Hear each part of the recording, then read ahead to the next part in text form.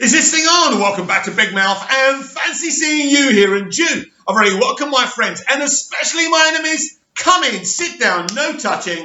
I don't do the touching. Are you feeling charitable? Then smash the subscribe button and the like button, and please do follow me on Twitter at MoviesTVMad. Yes, today we are talking about Ole Gunnar Solskjaer, the manager of Manchester United, versus one of his recent acquisitions, Bruno Fernandes.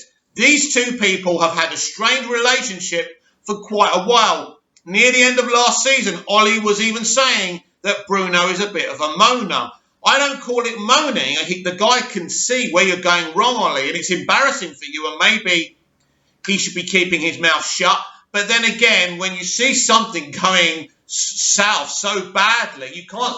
This is a passionate guy. Bruno Fernandes clearly cares. Now, I'm not saying that Ole doesn't care, but Ole is drowning because he simply isn't a good enough coach to be running Manchester United's football club's first team, as far as I'm concerned. Now, before we really delve into this, I really want to make something abundantly clear, because, again, I'm hearing people defending Ole, and, again, that twisted narrative where they will kind of delete and erase anything just to kind of use the angry lone nut theory, or should I say the theory that it's a lack of transfers that have caused the bad results so far this season. No. The bad transfer policy is nothing to do with us being turned over by Palace at Old Trafford. The bad transfer policy has nothing to do with Brighton battering us and us beating them, luckily. The bad transfer policy has nothing to do with Tottenham Hotspur coming to Old Trafford, another London club, and battering us and outclassing us and outthinking us, right, at Old Trafford. Nothing to do with the bad transfer policy. And our transfer policy is bad. You know, we do need a director of football. It's a disgrace that Ed Woodward hasn't moved aside to allow somebody to run the footballing side. I agree. But that doesn't justify or excuse the bad results. It doesn't. Ole Gunnar Solskjaer must take responsibility for this. But all I keep on hearing is that Ole is this poor victim and he's going to be sacked. He's been hung out to dry because he hasn't been backed. Well, here's the thing. Ole is as much to blame for this bad transfer policy, this close season, as Ed Woodward is, because both entities couldn't agree with what they were going to do. Ole wanted to spend over 200 million and Ed wanted to maybe not buy Sancho and maybe fill out the squad a little bit more, buy around 4 to 6 players.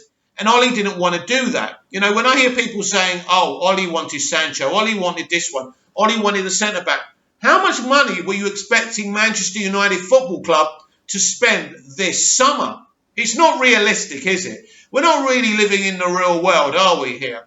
So, as far as I'm concerned, the bad results, the bad defending is down to the coach, the coaches and the coaching, rather than a lack of a solid, good transfer policy. And this is where I'm coming from. But those excuses, keep on being made for Ole. That it's nothing to do with him. It's the transfers. We didn't get what we wanted. He wasn't backed. Bollocks. He wasn't backed. The right things didn't happen this summer because both chief executive and manager couldn't agree on what direction to go on. Now, if you don't have a good relationship with your chief executive, or as a chief executive, you don't have a good relationship with your manager, how far is this going to go? How can this be a good relationship? We're already seeing a lot of reports about Ole going to get the sack if these bad results keep on coming. Guess what? These bad results are going to keep on coming. We're playing some really good teams. There is no way in any realistic universe that Ole Gunnar Solskjaer is going to win any of these games. And in fact, he's going to lose them badly. I can kind of see us getting a jammy, lucky result over at Newcastle. But even there, it is looking a bit hopeless. As I said in previous videos, I would just get rid of him now. He's not good enough to be manager of this football club. So it is still a big Ole out for me. I'm not going to sit here sticking up for someone because he's a club legend. And then we discussed this whole thing, who would you get to replace him?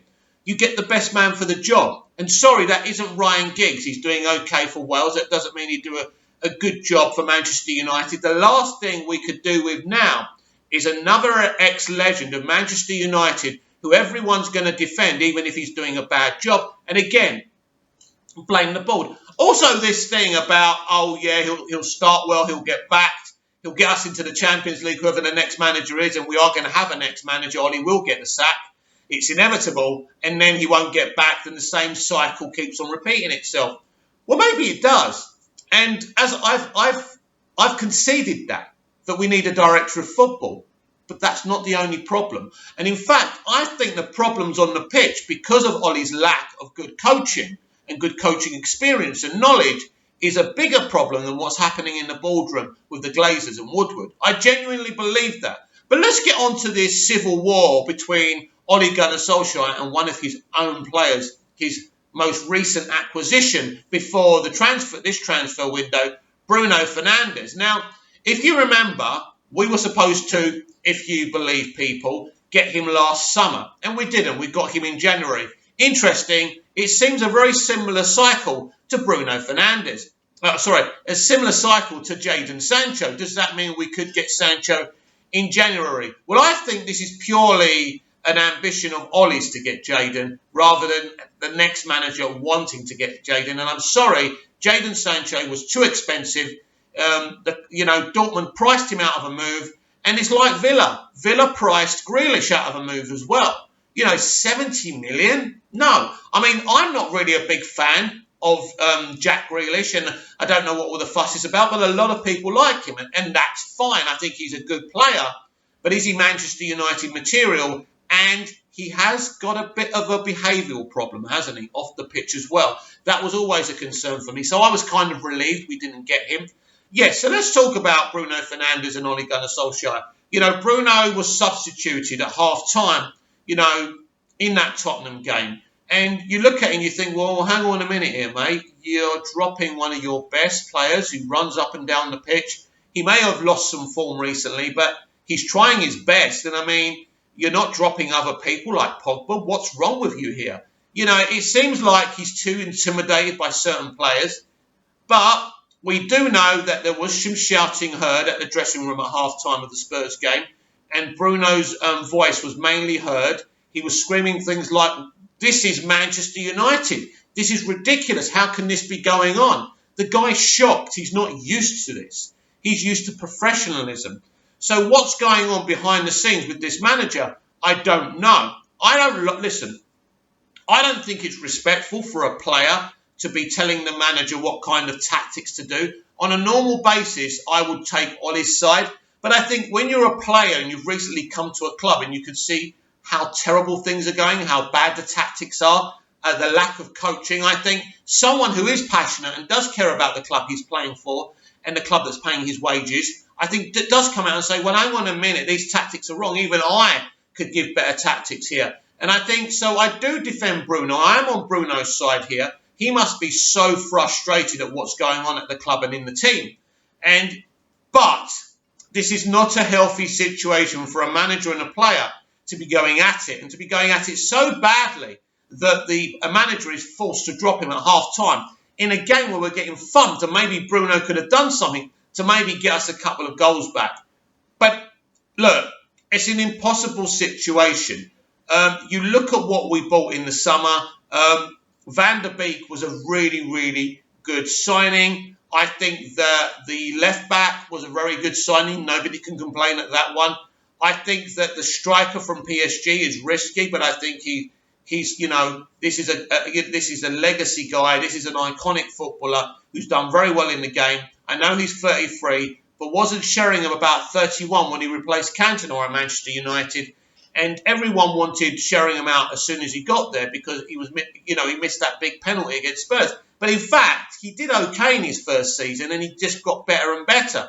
So I don't think we need to judge a player on his age, but it is true he's been injured a lot. It is true that he hasn't played a lot, but he is trying to get back to fitness. He is training very hard. He's spending a lot of time in his own personal gym as well, and I respect that, and we'll see how that gets on. We could have bought a world-class centre midfielder, maybe a defensive midfielder. Maybe that's what was needed as well.